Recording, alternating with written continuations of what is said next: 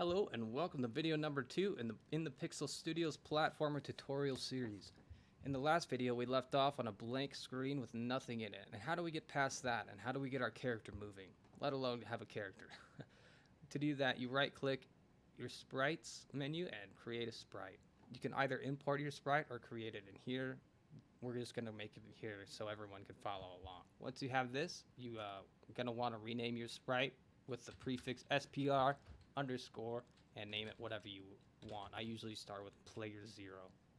And as you can see, default, you get a 64 by 64 size sprite. I like to change it to 32 by 32 just because that's what I'm used to. And to change your sprite and fill it in, double click this frame that you have and you'll get the Photoshop editor, and down here are your tools, and all we need to do is click the paint bucket tool and choose your favorite color.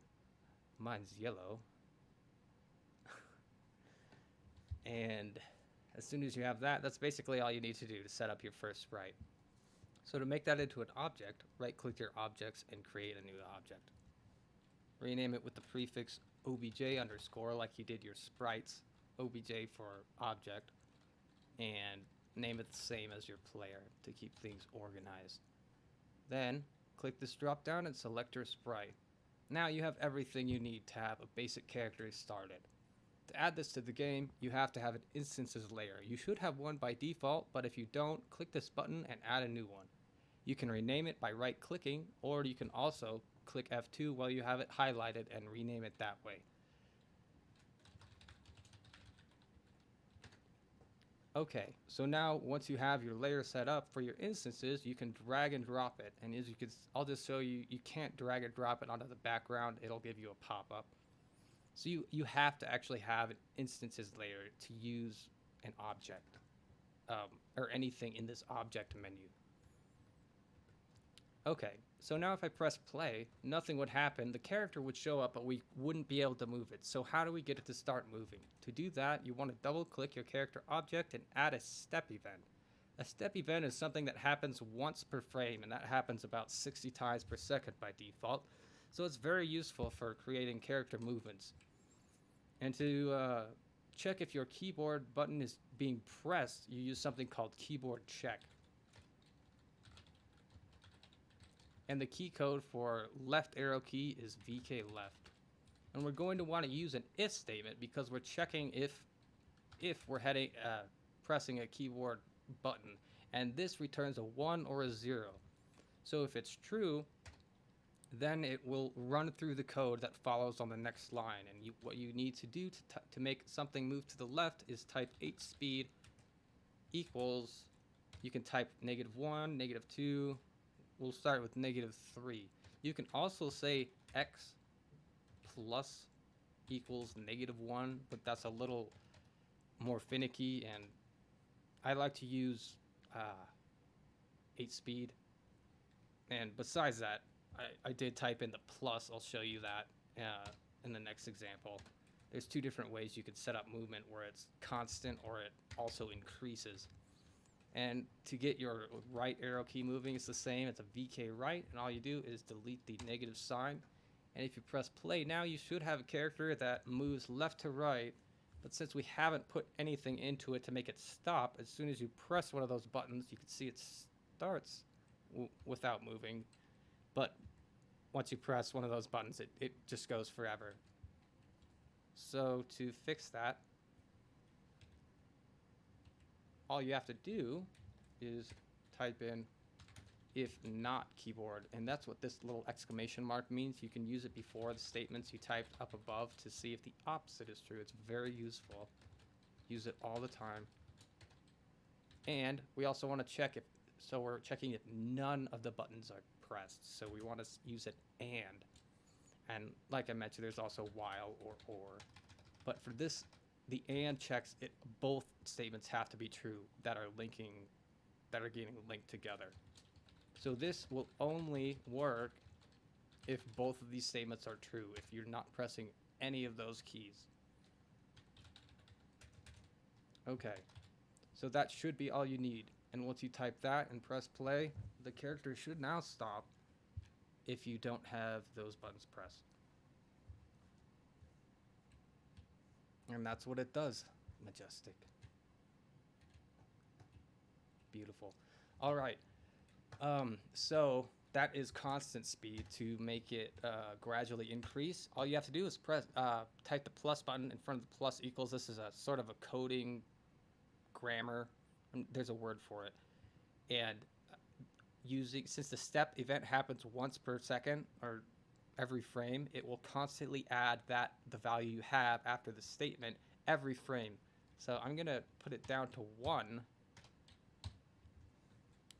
so it doesn't start too fast, and I'm also going to add the up and down directions, and to do that you type VK up, and since we're using 8 speed, now we want to use vertical speed. It's the same, it's really easy, it's just V speed.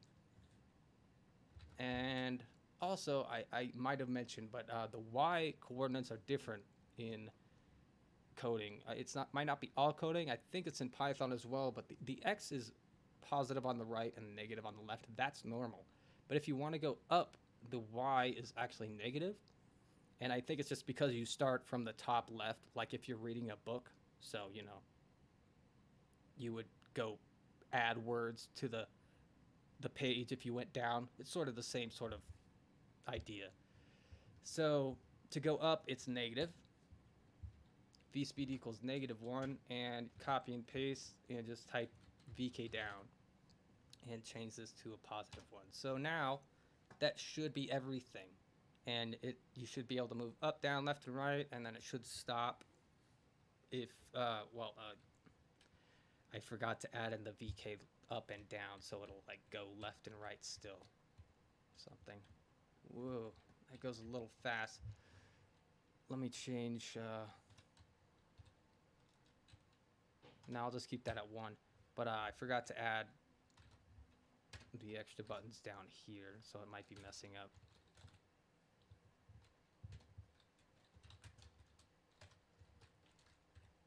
Oops.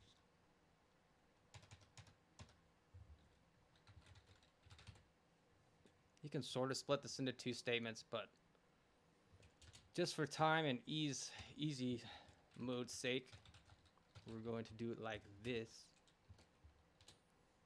Okay. So I think I've tried it before. That should work.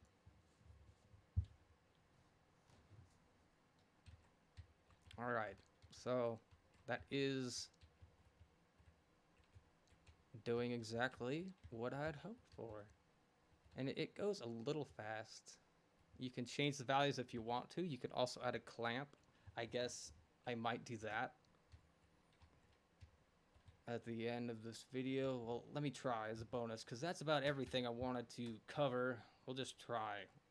Bonus clamp. So we'll say if there's also a built-in variable that combines both the horizontal speed and the V speed together. It's just called speed. We're going to say a speed is greater than or equal to 3, then speed equals 3. So if it hits 3, it's going to always be 3. And so it should stop also, but it should also be clamped now. We'll see if it doesn't go very fast now and it stops. I'm not sure. This is just, yep, actually that's exactly what it does. So very interesting. We can change that clamp to be a little bit higher, say 10.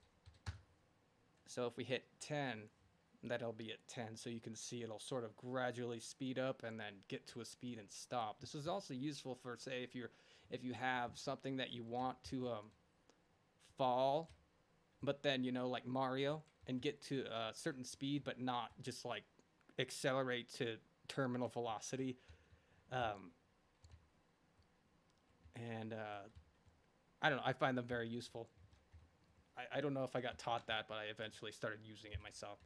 Anyway, that's about all for this tutorial. If you like these videos, thank you for watching, and consider subscribing to my Patreon at www.patreon.com/inthepixel, and thank you for watching.